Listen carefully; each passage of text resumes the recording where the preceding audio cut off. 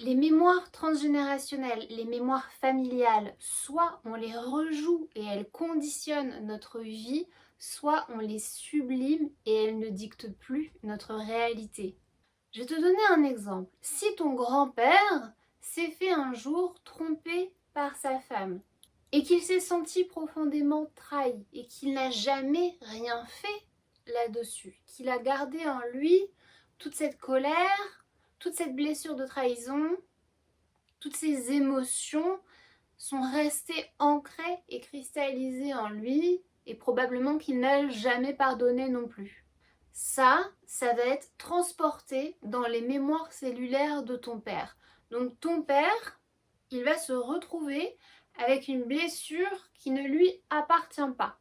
Donc c'est possible qu'il se mette à la rejouer lui aussi, qu'il se retrouve dans des relations où il va se faire tromper par ses partenaires, ou alors qu'il ait cette peur un petit peu virale de se faire tromper par sa partenaire alors que ça ne lui est jamais arrivé, mais il va avoir cette peur en lui sans comprendre d'où ça vient. Du coup, ça peut donner quelqu'un qui va être soit possessif, soit jaloux. Il va avoir des peurs en fait, il va pas être complètement relâché et détendu dans sa relation. Et donc il rejoue cette blessure familiale et il construit son identité avec cette fameuse blessure de trahison, avec quelque chose qui ne lui appartient pas finalement.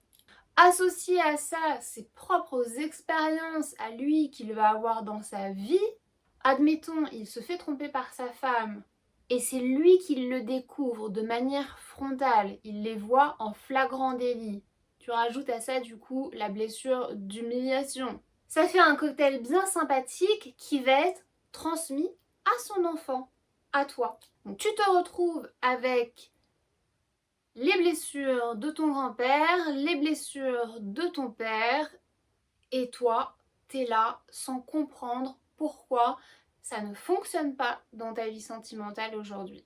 Pourquoi tu répètes les mêmes schémas? Pourquoi tu es attiré par un type de partenaire bien spécifique? Pourquoi tu as des peurs, tu as des craintes sans comprendre d'où elles viennent? Mais ça, c'est pas tout, il y a aussi l'autre côté de l'iceberg, puisque tu hérites de toutes les blessures familiales, pas que dans le domaine sentimental. Admettons, déjà, tu as ta grand-mère, du coup, qui a trompé ton grand-père. Elle avait ses raisons, il y a la racine du pourquoi qu'on ne connaît pas aujourd'hui. Peut-être une peur de l'engagement, peut-être une insatisfaction sexuelle, non lo sait. Mais ça, du coup, ce comportement qu'elle a eu, elle te le transmet aussi. Donc tu peux être dans l'autre polarité, tu peux être celui qui trompe, tu peux être celui qui n'a pas envie de s'engager. Pareil, sans comprendre pourquoi, peut-être que tu respectes un ancien vœu de loyauté qui a été fait dans des générations avant toi. En fait, comme l'ADN, les mémoires émotionnelles et les blessures et les traumas familiaux, ça se transmet de génération en génération. Et ça, dans tous les domaines. Peut-être qu'aujourd'hui, si ça bloque au niveau de ta vie sentimentale, de ta vie professionnelle, du domaine financier, de ton corps physique aussi, des problèmes de poids, des difficultés à en perdre, des difficultés à en prendre, tout est connecté. Une grosse majorité de nos conditionnements, de nos programmes, de nos croyances aujourd'hui et donc de notre réalité, c'est issu du transgénérationnel. Ensuite, de tes propres apprentissages, de tes propres expériences, de ton identité et de tes choix de vie. Une blessure, une expérience, soit on décide de la rejouer consciemment ou inconsciemment, soit on décide de la sublimer, pareil, consciemment ou inconsciemment. Je vais prendre par exemple l'alcoolisme. Un père qui a été alcoolique, tu vas soit retrouver un fils ou une fille qui va elle aussi sombrer dans l'alcool sans comprendre qu'en fait elle rejoue, elle répète le schéma familial. Mais quand tu choisis de la sublimer, il y a des personnes, elles décideront de ne jamais toucher une goutte d'alcool de leur vie parce qu'elles ne veulent pas rejouer ce schéma. Ça ne veut pas forcément dire qu'elles iront chercher la racine du problème, ça veut juste dire qu'elles feront ce choix pour leur vie. Par contre, si ça n'a pas été transmuté, ça peut être retransmis ensuite à la future génération. Tant qu'un karma familial, une mémoire émotionnelle n'a pas été nettoyée, elle est cristallisée dans le corps et elle se retransmet de génération en génération. Et ça, on peut le voir au niveau personnel, au niveau de sa propre famille, mais on peut aussi le voir au niveau de l'héritage collectif. Quand on est dans un pays, on récupère aussi l'héritage de ce pays, les croyances de ce pays. De manière plus subtile, quand on dit que les Français manifestent tout le temps, sont toujours en train de se plaindre, etc., ça crée des croyances dans l'héritage collectif et quand tu nais dans le pays, tu les récupères. C'est à toi de venir modifier tes propres croyances. Qu'elles viennent de ta famille, qu'elles viennent de l'endroit où tu es né ou qu'elles viennent de tes propres expériences à toi. Tes pensées, tes croyances, ce que tu nourris au quotidien, c'est ça qui vient créer ta réalité. Tout ce qui est immatériel dans ce monde a deux polarités. Donc soit tu rejoues, soit tu sublimes. Négatif, positif. Donc quand tu comprends pas où est-ce que ça bloque, va chercher au niveau du transgénérationnel. Va chercher au niveau de tes croyances. C'est à ça que j'aide mes clients. D'ailleurs, il y a 7 places disponibles jusqu'au 2 février pour un shift rapide. Je t'ai mis le lien en barre d'infos si tu veux regarder. Mais il suffit vraiment de pas grand-chose pour venir tout changer. Juste un verrou à faire sauter.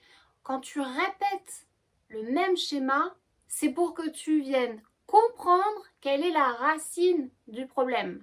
Tant que tu ne lèves pas le voile là-dessus, tu vas continuer indéfiniment de le rejouer.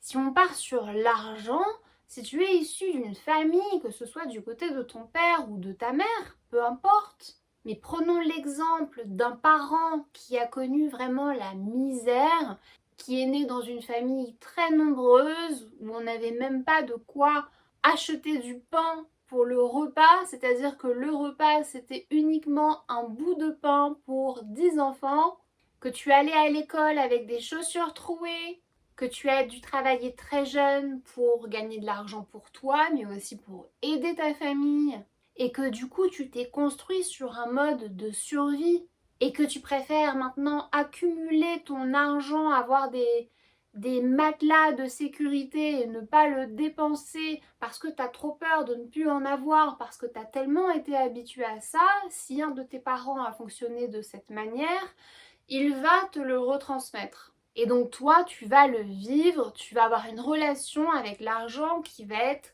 très restrictive. Tu vas avoir des croyances comme il faut travailler très dur pour pouvoir gagner de l'argent. Tu vas sentir un conflit intérieur quand tu vas dépenser de l'argent. Peut-être que tu vas être radin même.